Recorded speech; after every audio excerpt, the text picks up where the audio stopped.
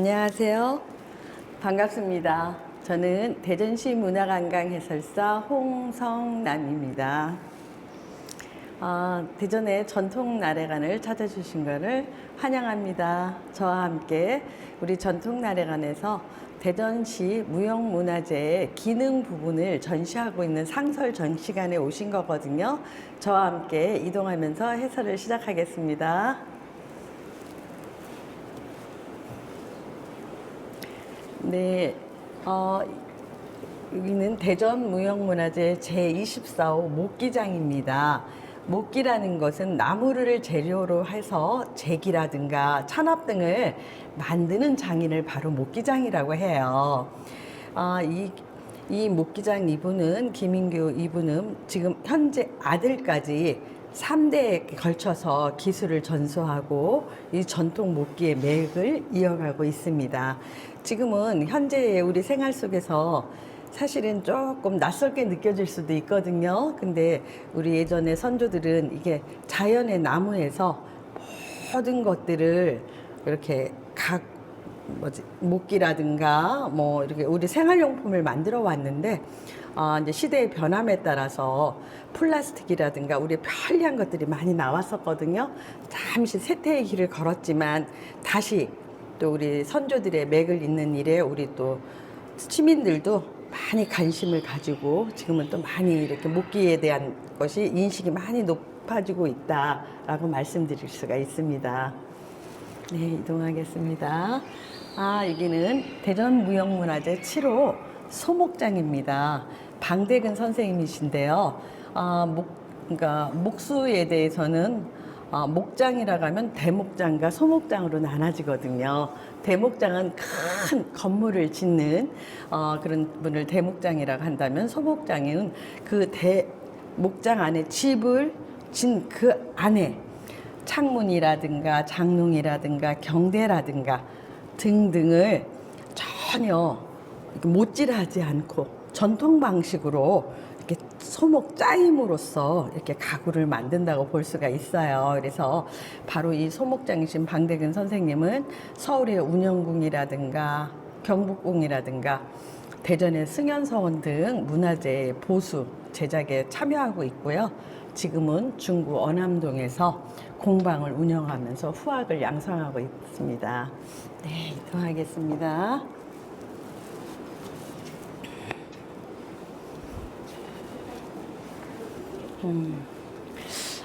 이곳은 조금 저희들한테 익숙한 공간이기도 하죠. 네, 대전 무형문화재 16구 초고장님인데요. 초고장님은 이 지풀공에 우리 어린 친구들은 조금 낯설을 수 있지만 한 40에서 60, 70 어르신들한테는 추억의 장소이기도 하고요. 어린이들한테는 낯설지만 이렇게 한 번 정도는 관심을 가져볼 수 있는 장소거든요. 그래서 초고장이라는 거는 우리가 예전에는 주로 농업이 주였기 때문에 그 농사를 지고 난 지풀을 이용해서 아니면은 산에서 나는 뭐 촛불이라든가 또 왕골 등을 위해서 우리의 전통을 이어가는 곳이거든요. 그래서 그걸 이렇게 보면 이렇게 왕골과 볏짚을 위해서 이렇게 손가방도 만들고 또 농사를 지을 수 있는 망태라는 거. 뭐 우리 연장이라든가 넣고 농사지러 가는 거라든가 우리 사극에서 많이 봤죠. 이렇게 집신 같은 거. 네.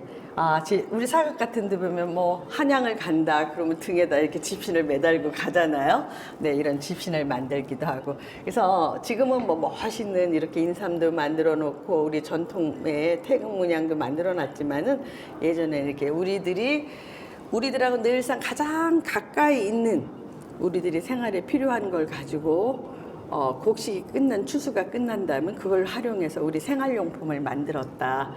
그 명맥을 유지하기 위해서 지금은 초고장으로 이렇게 대전의 무형문화를 지정을 해서 전통을 이어가고 있다. 이렇게 이해하시면 좋겠습니다. 네, 여기는 동춘당 가양주라고 해서 국화주거든요.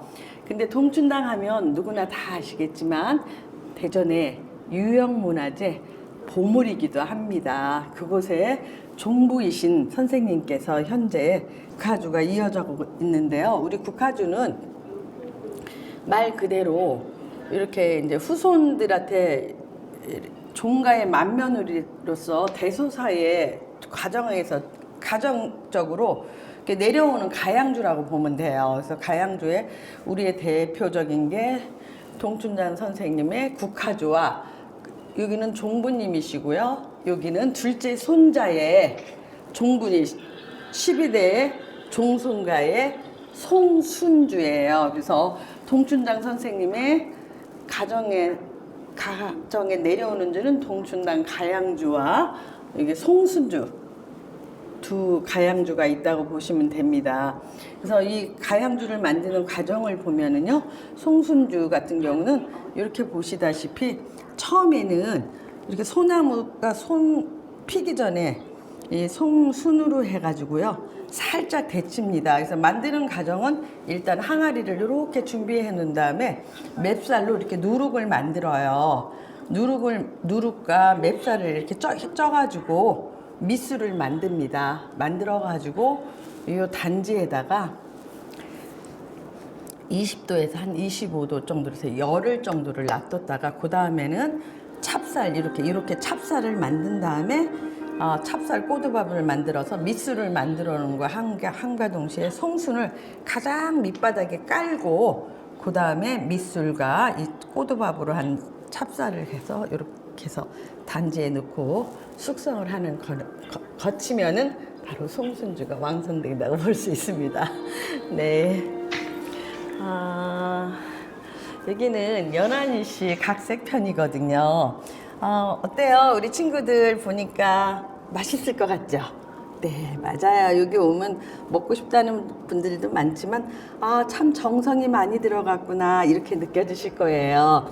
이 각색편이 가장 대표적인 떡이거든요. 그래서 이 각색편은 바로 조선시대에 임금님이 드시던 떡을 그 제조하는 방법을 그대로 전통을 지금도 이어가고 있다고 보시면 됩니다. 이 떡을 만드는 거는 맵쌀로 만드는데요. 이렇게 하얀색으로 만든 색깔도 있고 색깔이 붉은빛도 나죠.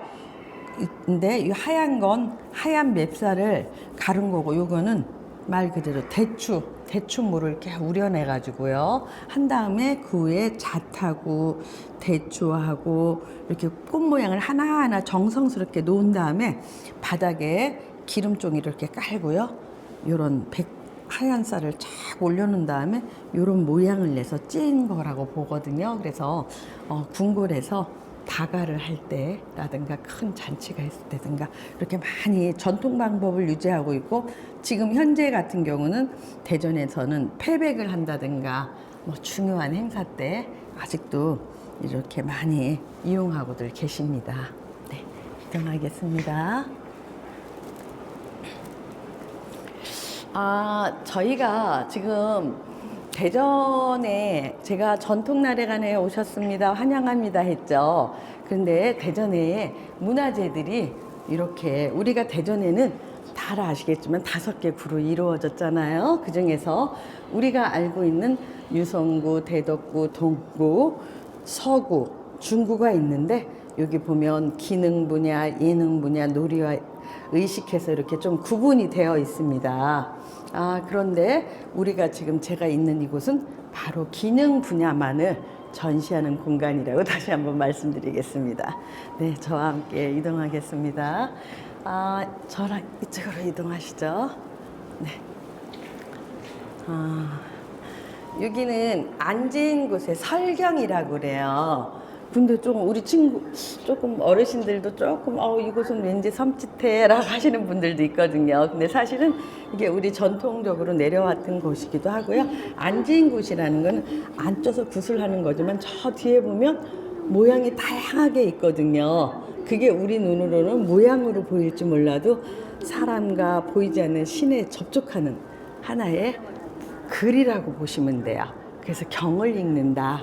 그래서 이게 이 설경의 이 하는 방법을 그대로 재현하고 계시고, 빨강, 노랑, 파란 것도 해와 달을 의미하는 그런 의미가 있다고 보시면 됩니다. 네, 알겠습니다. 여기는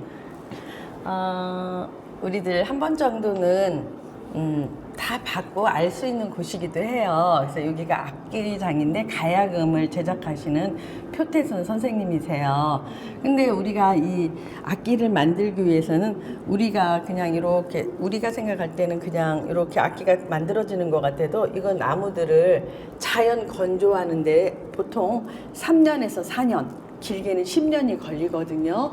자연 건조를 해야만이 송진이라든가 이런 것도 다 하고 틀림이 없어요. 뒤틀림이 없기 때문에 자연 건조한 것을 가지고 이렇게 제작하는데 시간도 또 많이 걸리고 많은 정성이 걸리는 그런 악기를 만들고 있다고 보시면 되겠습니다. 우리 여기에서 우리가 이제 악기장 이분도 제가 목기장과 마찬가지로 3대가 이어서 지금 아버지, 할아버지, 아버지, 아들 뭐 이런 식으로 3대가 이어오고 있는 거라고 볼 수 있고요. 특히 이 북하면 우리가 지금은 잘 모르지만 북하면 우리의 생활과 가장 밀접했다고 볼 수 있습니다.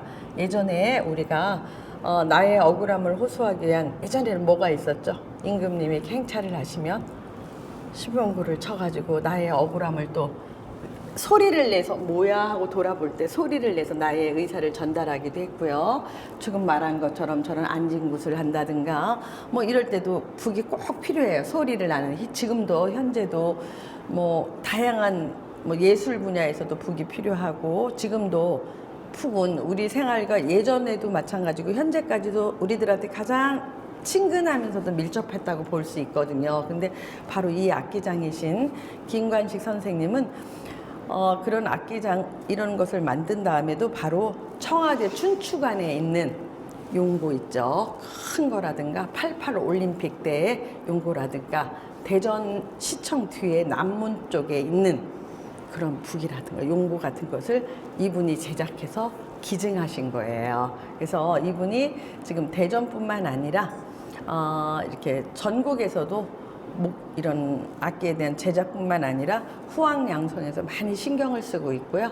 이 전통 나래관이 지금 이렇게 상설 전시로 되어 있지만 4층에서는 이렇게 이제 악기장이면 악기장, 소목장, 소목장 그분들이 일반 시민을 위해서 또한 그러한 가르침도 하시고 후황양성도 하고 있거든요. 그래서 우리 시민들도 많이 이런 공간에 참여하셔가지고 우리 대전에 이런 무형문화재 이거를 만들어서 집에서 보관할 수도 있거든요. 그래서 이렇게 좀 많이 참여를 해줬으면 좋겠다는 게 저희 개인 생각입니다.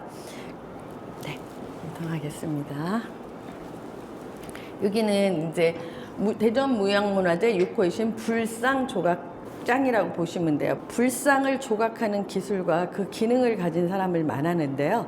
바로 이분은 불교 조각의 형태라든가 비례라든가 색채 그런 기능을 이렇게 연마함으로써 전문가적인 그러한 창작 활동을 하고 계시다라고 보면 되고요. 지금도 이렇게 여진미술관을 설립하셔갖고 전통문화와 우리 지역 발전을 위해서 힘쓰고 계시다라고 말씀을 드릴 수가 있습니다.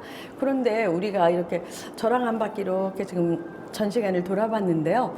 그러면 무형문화재는 어떤 분이 되는 거고 어떠한 과정을 겪어야 될까요? 궁금하시죠? 네, 저와 함께 이동하겠습니다.